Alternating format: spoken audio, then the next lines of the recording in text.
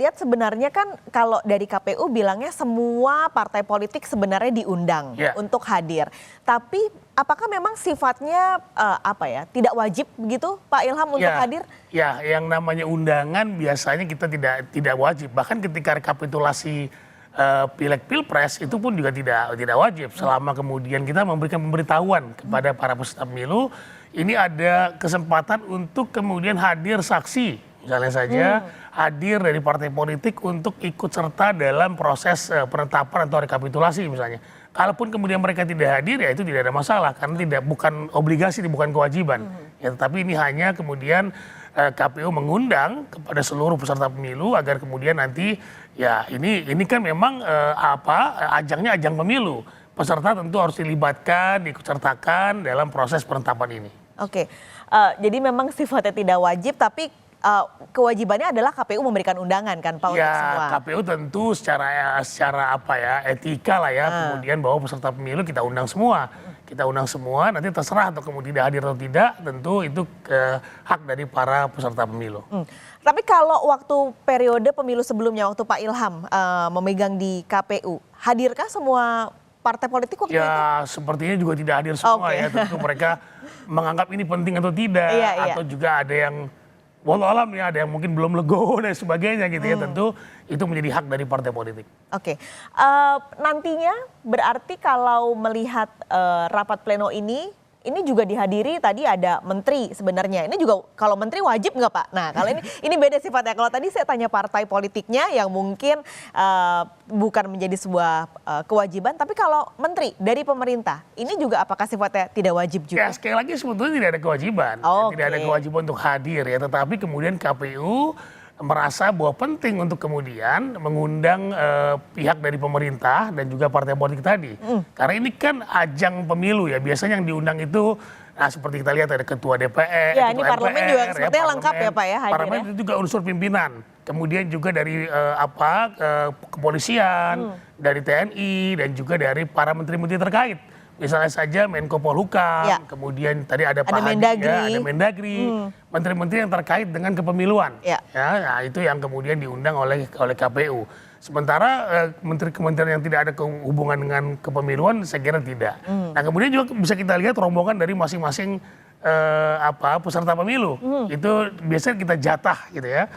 Karena kan kapasitas dari ruangan tidak mumpuni gitu ya, tidak banyak gitu ya. Jadi misalnya dari pasangan 01 berapa orang, pasangan 02 berapa orang, pasangan 03 berapa orang. Nah jadi itu yang kita undang, nanti sesuai dengan daftar undangan yang ada baru bisa masuk ke ruangan ini. Tapi kita balik tadi parlemen, ini menarik Pak. Tadi kita lihat dari ketua MPR, tapi yang tidak hadir ketua DPR. Nah coba kita flashback lagi nih Pak Ilham, waktu itu semuanya datang nggak lengkap?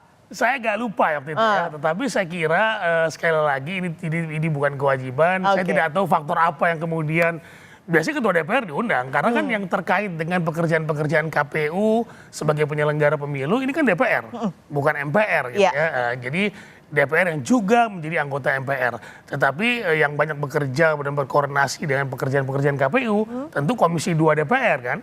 Nah kalau saya lihat di situ apakah Pak Doli itu kapasitas dia sebagai ketua DPR atau bagian dari Partai Golkar atau bagian dari pasangan 02, saya tidak tahu. Tapi saya kira mungkin kapasitas beliau sebagai ketua Komisi 2. Oke, yang sangat berkaitan erat dengan kinerja KPU. Oke, setelah ini biasanya rapat pleno selesai, ini biasanya nanti dari pasangan, kita nanti kalau udah tanda tangan sebutnya apa nih? Calon presiden atau sudah jadi presiden dan wakil presiden? Ya kalau presiden kan presiden terpilih ya. Presiden terpilih berarti. Karena dia belum dilantik kan. Dia belum dilantik. Karena dia sudah ditetapkan sebagai pemenang, maka bisa disebutkan sebagai presiden terpilih. Nah memang waktunya masih sangat lama ya, masih 6 bulan lah, sekitar 5-6 bulan, 20 Oktober ya kita tunggu saja prosesnya bagaimana kemudian DPR nanti menyiapkan. Nah saya tidak tahu tahun ini ya, dulu tahun 2019 itu KPU diajak turut serta berkoordinasi dengan MPR terkait dengan mekanisme pelantikan. Ya. Sama juga ketika mekanisme pelantikan anggota DPR pada tanggal 1 Oktober yang akan datang gitu ya.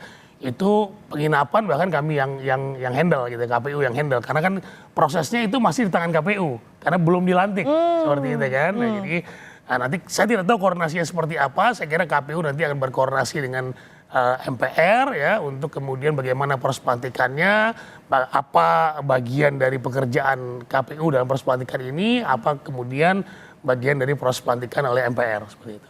Oke, jadi memang ada yang terpisah bagiannya, ada yang dari ini kita lihat sepertinya ini gambar. Oke, ini gambar tadi ketika Prabowo dan Gibran sudah datang hadir di kantor KPU pagi tadi memakai pakaian putih. Ini kalau kita lihat semua tim 02 semuanya putih ya Pak ya, kompak. Semua pakaiannya putih. Tadi sudah Nggak biru muda lagi ya? Enggak, kita udah ganti. Karena udah jadi presiden terpilih ya. Iya. Udah ketok palu dari Mahkamah Konstitusi dan tinggal menunggu rapat pleno pada hari ini. Pak, majuan sedikit, Pak. Majuan sedikit. Oke, ini kalau kita hitung juga Pak Ilham kan sidang MK kemarin tanggal 22, ini selisih berarti sekitar 2 hari. Aturannya memang seperti itu ya Pak? Kalau di Undang-Undang 7 2017 itu diatur selama 3 hari. Tetapi KPU mungkin mengambil waktu yang saya kira memang tidak sulit ya, karena mungkin KPU sudah menyiapkan draftnya, pembelajaran dari proses ketika putusan MK yang memperbolehkan usia 35 tahun gitu ya, gitu kan KPU sempat kena etik ya, karena ketika itu PKPU-nya belum disiapkan, masih PKPU lama. Nah jadi itu juga disoal kemarin di MK, kemudian juga katanya ada juga yang akan melakukan proses hukum ke petun gitu ya. Nah saya kira KPU sudah belajar prepare, udah belajar gitu ya untuk kemudian menyiapkan itu semua, dan itu memang tidak sulit gitu kan, karena ini adalah draft surat keputusan dari KPU itu sendiri. Jadi KPU mungkin udah siap-siap dan template-nya sudah dari pengalaman 2019 gitu, karena 2019 kan menggunakan undang-undang yang sama. Jadi sudah ada, jadi tidak ada masalah harusnya. Dan saya kira makanya KPU kemudian menghitung ya mungkin hari ini yang ditetapkan, padahal kalau kita hitung dari Senin, Selasa, Rabu, Kamis masih bisa gitu ya. Tapi KPU mengambil pada hari Selasa ini. Pada Rabu ini. Oke. Kalau template-nya atau tadi Pak Ilham cerita template-nya nggak akan berubah, paling berarti hanya diganti tahun hasil, yang. Oke. Iya, MK-nya berapa nomor putusan MK kemarin gitu kan. Tidak ada yang ekstrim gitu ya Pak ya, perubahan. Tidak ada yang ekstrim. Jadi tinggal di hasil dari MK kemarin, ya tinggal dimasukkan ke dalam template tersebut, dan itu sudah bisa keluar SK-nya. Oke. Ini sebenarnya kan sudah dijadwalkan jam 10 nih Pak, udah lewat 25 menit. Biasanya ini nunggu apa sih? Saya nggak tahu apa yang ditunggu. Nah ini pengalaman menarik sebetulnya. Jadi kalau kami dulu kayak gini-gini jarang molor. Gitu, karena buat kami waktu ketika sudah diundang siapapun dia ya kita tetap harus jalan gitu kan. Nah ini mungkin ada yang ditunggu nih, saya tidak tahu. Apakah yang ditunggu adalah orang tertentu atau presiden? Saya nggak tahu apakah presiden diundang atau tidak. Atau mungkin ada hal administratif lain yang sedang diperbaiki, saya tidak tahu. Jadi biasanya seperti itu. Oke, karena sebenarnya kalau lihat dari daftar yang tadi sudah hadir dan yang belum hadir, memang ada beberapa partai politik belum hadir. Kita mungkin sebut ada PDI, ada Nasdem, ada P3 nih belum hadir, pasangan 03 juga belum hadir. Presiden masih samar nih Pak informasinya sebenarnya. Apakah memang diundang untuk hadir atau tidak, tapi sebenarnya Presiden hari ini ada jadwal yang harus dihadiri. Nah tapi kalau waktu zamannya Pak Ilham, Presiden diundang nggak Pak? Jadi sebetulnya saya ingat betul ketika saya menjadi anggota KPU Provinsi Aceh di pemilu tahun 2009, itu Pak SBY datang, tetapi sebagai peserta pemilu tentunya. Karena kan dia pemenang pemilu kedua kali, ya, itu datang hadir. Tetapi saya ingat 2019 lalu kayaknya Pak Jokowi nggak hadir deh.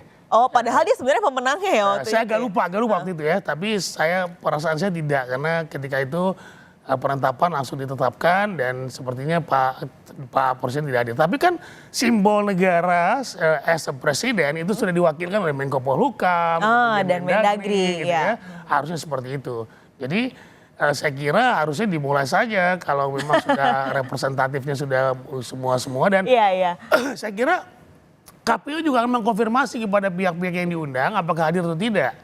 Ya kan, misalnya jam berapa datang gitu kan, kemudian kita akan tetapkan jam 10. Nah ini tentu harusnya alangkah lebih baiknya kemudian KPU mengkonfirmasi, ya kalau tidak datang dimulai saja gitu. Karena ya agar kemudian KPU nampak lebih profesional, tepat Iya, waktu dan sebagai penyelenggara tentu harus betul-betul firm gitu. Pun menghormati mereka-mereka yang sebenarnya hadir secara on time ya Pak. Iya, salah satunya itu kan. Iya. Seperti itu. Ini udah cukup banyak sebenarnya kalau dihitung dan dilihat mereka yang sudah hadir, 02 sudah hadir, 01 sudah hadir.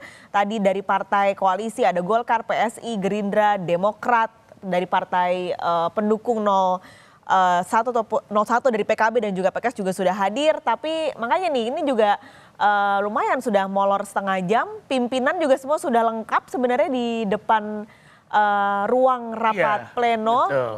Itulah, tapi ini belum juga dimulai makanya. Ini video tadi sudah hadir.